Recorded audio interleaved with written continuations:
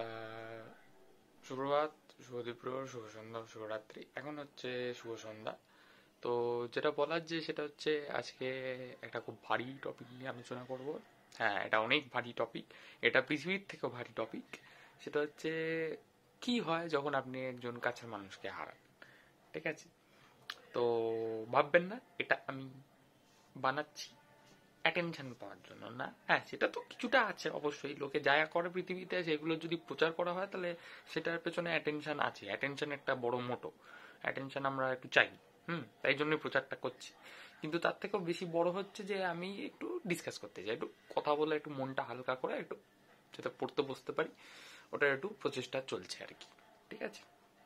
তো বক্তব্য যেটা হচ্ছে যে যখন আমাদের খুব কাছের, বিশেষত আমাদের পরিবারের যদি কেউ হারায়, ঠিক আছে, তখন যেটা হয় কি যে সেটা হচ্ছে কষ্ট হয় মনে, কান্নাকাটি করতে ইচ্ছা করে, ভ্যাভা করে অশ্রুজল মানে বইয়ে দিতে ইচ্ছা করে। ঠিক আছে, অশ্রুজলের নদী বইয়ে দিতে ইচ্ছা করে। কিন্তু আমার বক্তব্য হচ্ছে এসব করে এত কোনো লাভ আছে না। আপনি বেকার বেকার নিজের এনার্জি ওয়েস্ট করছেন, বেকার বেকার নিজেকে মনে কষ্ট দিচ্ছেন।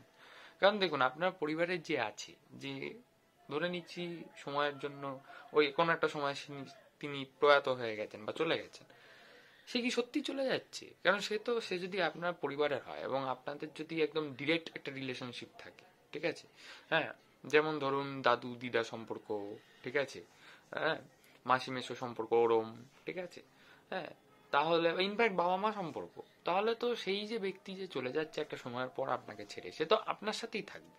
সে আপনি যতদিন এই পৃথিবীতে থাকবেন ততদিন আপনার সাথে, আপনার ভেতরেই সে বাস করছে।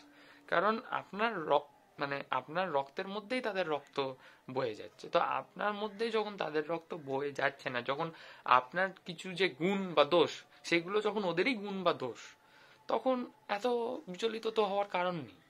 ঠিক আছে? হ্যাঁ, একটু কষ্ট তো হবে, একটু কষ্ট হবে, এবং তাতে যদি একটু কান্নাকাটি আছে অবশ্যই একটু কেঁদে নেবেন ঠিকই।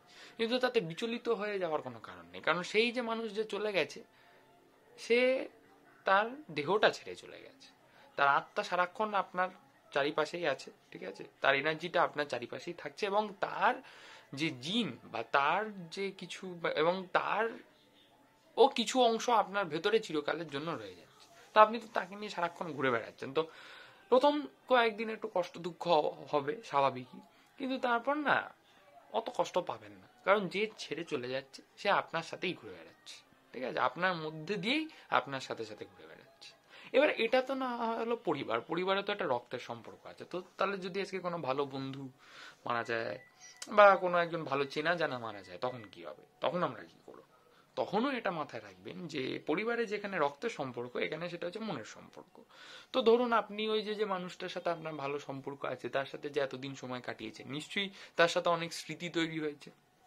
ঠিক।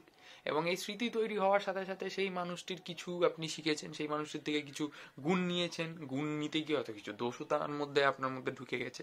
তো এই যে তার যে গুণ দোষ আপনি ওর সাথে থাকাকালীন নিয়ে নিয়েছেন এবং ওনার সাথে যে স্মৃতিগুলো তৈরি করেছেন, এগুলো তো আপনি যতদিন থাকবেন এই পৃথিবীতে ততদিন তো আপনার সাথেই থাকছে। তো সেই মানুষটিও খুব অদ্ভুতভাবে আপনার সাথেই থাকছে, এবং তারও যে এনার্জিটা, তারও যে আত্মা, এই আত্মাও আপনার সাথেই থাকবে। ঠিক আছে? তো কষ্ট দুঃখ অবশ্যই হওয়া উচিত, কিন্তু সেটা নিয়ে অতটাও বিচলিত হওয়া উচিত নয়। ঠিক আছে? আর জীবনের যাত্রায় এটাই খালি ভাববেন যে এই যে একজন ছেড়ে চলে যাচ্ছে, এটা মানে এই নয় যে তার যাত্রা শেষ। না, জীবনের যাত্রা হচ্ছে ইনফিনিটি, লিমিটলেস, এন্ডলেস। খালি এটা বলা যেতে পারে যে জীবনের এই যাত্রায়, জীবনের এই দৌড়ে, জীবনের এই রেসে খালি ওই কিছু মোমেন্টের জন্য একটা পিট স্টপ হচ্ছে। ঠিক আছে, গাড়ি গ্যারেজে ঢুকেছে, একটু টায়ারগুলো চেঞ্জ হবে, একটু গাড়িতেও ফ্রন্ট উইং রিয়ার উইং কিছু চেঞ্জেস হবে, দিয়ে আবার গাড়ি নতুনভাবে রেস শুরু করবে। তো it's just a death is just a pit stop. Okay, it's a momentary pit stop. ঠিক আছে? হ্যাঁ, বা এই যে আমরা যখন ফুটবল খেলি তখন ওই খেলার মধ্যে যে ব্রেক থাকে, ওইটা ওরকম একটা ব্রেক। এক হাফ শেষ হলো, ব্রেক, আবার নতুন করে দ্বিতীয় হাফের খেলা শুরু হবে। ঠিক আছে? হ্যাঁ, কিন্তু ফুটবলে কি, ফুটবলে তো দুটো হাফের পরই খেলা শেষ হয়ে যায়। জীবন তো তা না। তো জীবনকে আমরা একটা রেসই ভাবি। ঠিক আছে, ফর্মুলা ওয়ানের রেস, যেখানে রেসটা হচ্ছে লিমিটলেস। এই লিমিটলেস এন্ডলেস রেসে যদি আপনাকে পারফর্ম করে যেতে হয়, তাহলে আপনাকে এরকম পিট স্টপ নিতেই হবে, নচেত আপনি পারবেন না। তো এই লিমিটলেস রেসের পার্ট হিসেবে এই যে এই মৃত্যু হচ্ছে জাস্ট ওই পিট স্টপ করা হলো, গাড়িতে একটু চেঞ্জেস করা হলো, বা একটা নতুন গাড়ি দেওয়া হলো, তারপর ড্রাইভার আবার সেই নতুন গাড়ি নিয়ে রেস করতে বেরিয়ে গেল। ব্যাস, সিম্পল এইটুকুই। আর রেসের চলাকালীন সময় বাদবাকি যে গাড়িগুলো চলছিল ওই পুরোনো গাড়িটির সাথে, সেই পুরোনো গাড়ির পেছন ধরে সে কিছু পজিশন গেইন করেছে, ওই গাড়িগুলোর সাথে ধাক্কা ধুক্কি লেগেছে, ঠিক আছে, ওই গাড়িগুলোর সাথে যে ধাক্কা ধুক্কি লাগাতে যে ডেন্টগুলো পড়েছে গাড়িতে, সেই ডেন্টগুলো নিয়েই ওই পুরো বাকি গাড়িগুলো রেসটা চলবে। হ্যাঁ, ব্যাস। আর বাকি গাড়িগুলো যে ডেন্টগুলো নিয়ে রেস চলছে, যতক্ষণ না ওই গাড়ি নিজে পিট স্টপে যাবে, ওই ডেন্টগুলো তো গাড়ির মধ্যেই থেকে যাবে, ওই ধাক্কার জায়গাটা, ওই স্ক্র্যাচড হয়ে যাওয়ার জায়গাটা তো গাড়িটার মধ্যেই, গাড়িটার সাথেই রয়ে যাবে। তো জীবনটাকেও একটু এইভাবে দেখুন, ঠিক আছে? সো এখানেই আমার বক্তব্য ইতি করব। আজকের জন্য এতটাই।